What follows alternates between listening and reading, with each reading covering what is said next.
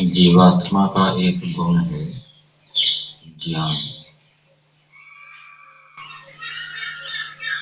ज्ञान के दो अर्थ किए जाते हैं। एक अर्थ है जानने का सामर्थ्य। जीवात्मा में जानने का, सीखने का सामर्थ्य है। ये ज्ञान गुण जीवात्मा का स्वाभाविक है। जड़ पदार्थों में जानने का, सीखने का सामर्थ्य नहीं। दूसरा ज्ञान का अर्थ किया जाता है जानकारी। सीखने के सामर्थ्य से जो जीवात्मा इंद्रिय आदि के माध्यम से जानकारी प्राप्त करता है उसको भी ज्ञान कहते हैं। ये भी जीवात्मा का गुण है, परंतु यह नैमित्तिक गुण है, स्वाभाविक नहीं।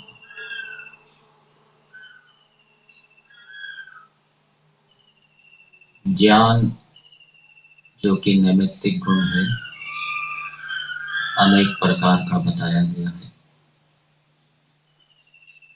प्रात्यक्षिक ज्ञान, लैंगिक ज्ञान या अनुमानिक ज्ञान, शाब्द ज्ञान। प्रात्यक्षिक ज्ञान इंद्रियों का विषयों के साथ सन्निकर्ष होने पर उत्पन्न होता है। लैंगिक ज्ञान या अनुमानिक ज्ञान लिंग को देखने से उत्पन्न होता है। और शाब्द ज्ञान जो है वह उसका कारण शब्द की रचना है, शब्द का निर्माण है, शब्द की व्युत्पत्ति है, अथवा किसी देश समाज की जो परंपराएं हैं। कोई देश समाज किसी शब्द को किस अर्थ में प्रयुक्त करता है, उन परंपराओं को जानने से शब्द को सुनकर अर्थ का जो ज्ञान होता है उसको शाब्द ज्ञान कहते हैं। और संख्यात्मक ज्ञान भी बताया गया है, तत्व ज्ञान भी बताया गया है, निर्णयात्मक ज्ञान भी बताया गया है। इन सभी ज्ञानों में जो तत्व ज्ञान है, जिसको विवेक कहते हैं, यथार्थ ज्ञान कहते हैं, वो जीवात्मा को वास्तविक शांति देने वाला है। निर्णयात्मक ज्ञान का साधन श्रवण मनन निधिध्यासन है। संख्यात्मक ज्ञान का कारण समान धर्म की उपलब्धि है, विशेष धर्म की अनुपलब्धि है। और तत्व ज्ञान का कारण क्या है? ईश्वर की उपासना, उत्तम कर्मों को निष्काम भावना से करना, ये तत्व ज्ञान के कारण।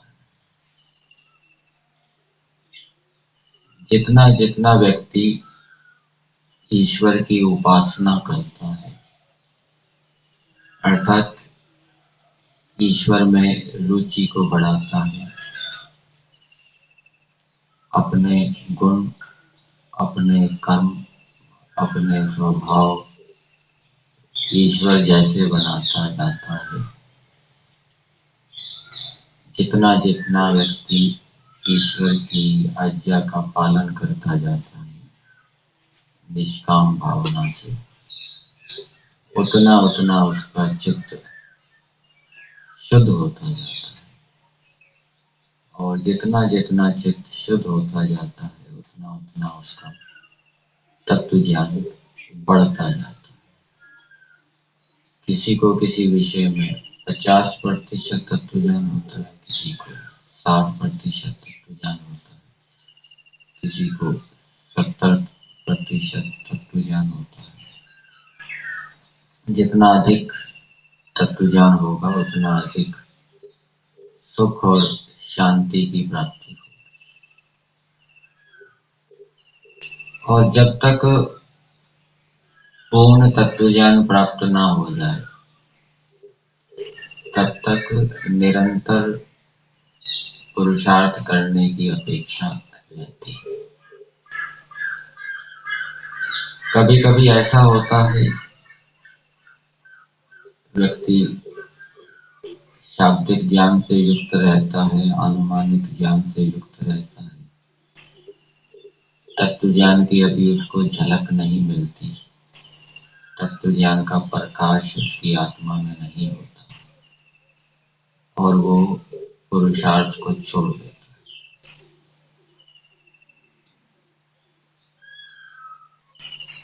जब तक किसी विषय में तत्व ज्ञान का प्रकाश ना हो, अनेक विषयों में तत्व ज्ञान होता है, ईश्वर के गुण कर्म स्वभावों के विषय में भी तत्व ज्ञान होता है, जीवात्मा के गुण कर्मों के विषय में भी तत्व ज्ञान होता है, प्रकृति संसार के सृष्टि के कार्य पदार्थों के विषय में भी, उनके गुण कर्म स्वभावों के विषय में भी तत्व ज्ञान होता है, धर्म अधर्म कर्तव्य अकर्तव्य के विषय में भी तत्व ज्ञान होता है, अच्छे अच्छे गुणों के विषय में भी तत्व ज्ञान होता है। तो जब तक किसी विषय में तत्व ज्ञान प्राप्त नहीं हो तब तक पुरुषार्थ करते रहना चाहिए और तत्व ज्ञान को बढ़ाते भी रहना चाहिए। तत्व ज्ञान प्राप्त हो गया और पुरुषार्थ करना छोड़ दिया, ये विचार कर कि अब तो फल मिल गया, हमें इस विषय में तत्व ज्ञान हो गया, अब पुरुषार्थ करने की अपेक्षा नहीं है, ईश्वर की उपासना निष्काम कर्म करने की अपेक्षा नहीं है, तो वो जो प्राप्त हुआ तत्व ज्ञान है वो डिग जाएगा, हट जाएगा। जैसे कोई व्यक्ति भूमि से पानी को प्राप्त करने के लिए कुआं खोदता है, पानी है 50 फीट में और वो 10 फीट खोद कर छोड़ देता है, तो 20 फीट खोद कर छोड़ देता है, 30 फीट खोद कर छोड़ देता है, तो उसको पानी की प्राप्ति नहीं। और जो 50 फीट तक खोदेगा उसको पानी मिल जाएगा, उसको अधिक समय तक लगे रहना पड़ेगा, पुरुषार्थ करते रहना पड़ेगा। इसी प्रकार से कुछ व्यक्ति तत्व ज्ञान प्राप्त हुए बिना पहले ही पुरुषार्थ को छोड़ देते हैं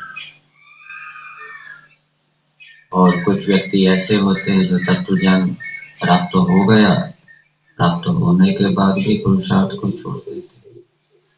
उसमें कारण ये होता है कि तत्व ज्ञान के संस्कार कम होते हैं, मिथ्या ज्ञान के संस्कार अधिक होते हैं। तो जब तक तत्व ज्ञान प्राप्त ना हो और वो तत्व ज्ञान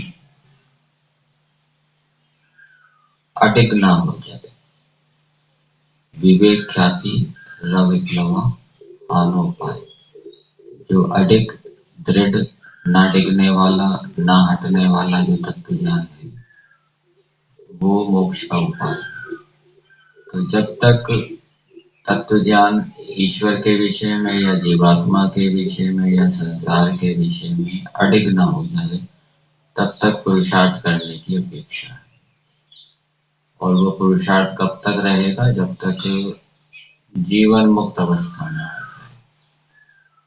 जीवन मुक्त अवस्था तक निरंतर पुरुषार्थ करने की अपेक्षा है। कोई विश्राम नहीं, कोई आराम नहीं, कोई चैन नहीं, निरंतर संघर्ष, निरंतर पुरुषार्थ।